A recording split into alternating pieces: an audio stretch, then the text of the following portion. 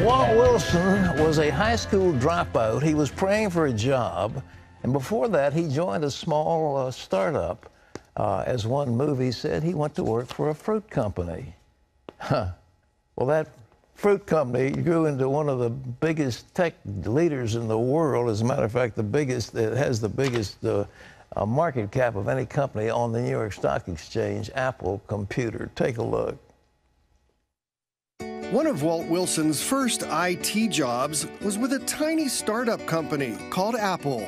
For 6 years, he was part of the team that ushered in the Macintosh era. After leaving Apple in 1986, Walt became the senior vice president of one of the largest IT consulting firms in the world. Then in 2004, while meeting with a client from MIT, Walt got the idea to start a website that would eventually reach 1 million people around the globe every day. Well, please welcome to the 700 Club the founder of Global Media Outreach, Walt Wilson.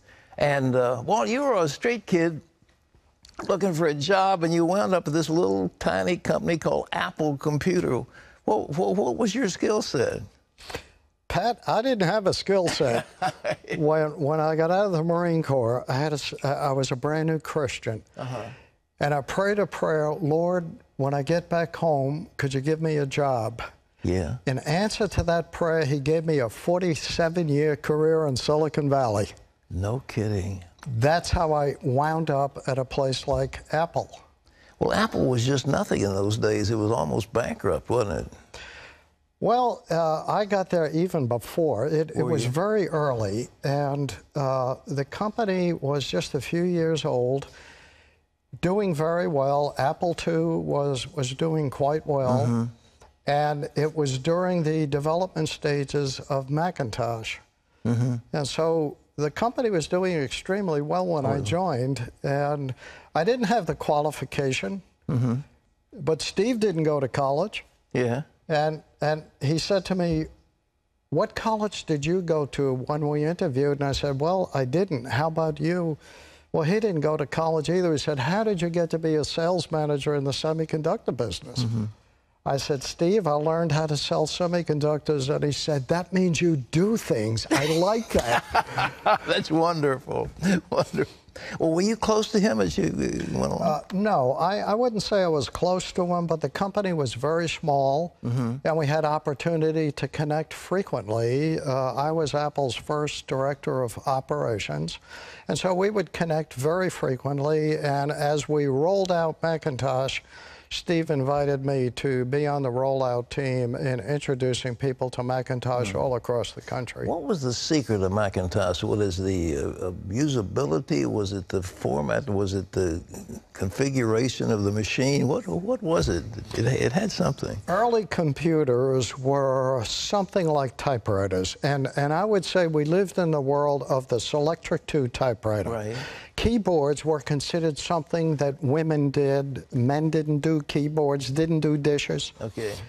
And Macintosh was perceived to be just a new version of a keyboard. So we were told that a typist would not leave the keyboard to manipulate a mouse for pull-down menus. People were thinking about typewriters, and we were also told that no woman would ever want to touch a thing called a mouse. But the Macintosh was not a typewriter. It was designed with voice, with music, with capabilities to design things. We saw it as a device that would make people more productive and take advantage of the innate skills that every human being has to be creative. It was a device enabling people to create great things. Did you, of course, you're not with them anymore, but did you conceive of the fact that they would be the largest company on the New York Stock Exchange, over $700 billion market cap? Did you ever see anything like that? No. None of you did? We never saw things like that coming. Like any enterprise, you take a day at a time. But we had a very compelling vision, and that was to take computers out of the glass house and put them on a desk. To give every person a computer would make America more productive. That was our vision. Well, you're doing something called online outreach. What is that? I'm sorry? The online outreach. That's your thing. The global media outreach. Yeah, right. That was an idea that is God's idea. It is not mine. I want to make that very clear. Mm-hmm. I was speaking with some people from MIT, and we were in a meeting where we were simply drawing pictures on what this thing called the World Wide Web would look like. Uh-huh. It was brand new. It was 1992. We had no idea what it would do. And questions began to come to me in the middle of this business discussion. Mm-hmm. What if we could put God's Word on the internet? What if we could meet people at their point of need? What if we could bring them to Calvary's cross, and could we disciple them? Wow. And these questions, I realized, were coming to me from the Lord. Well, and so this is his idea. It is not, I'm just the keeper of the vision. Incredible. Walt Wilson, thank you for being with us.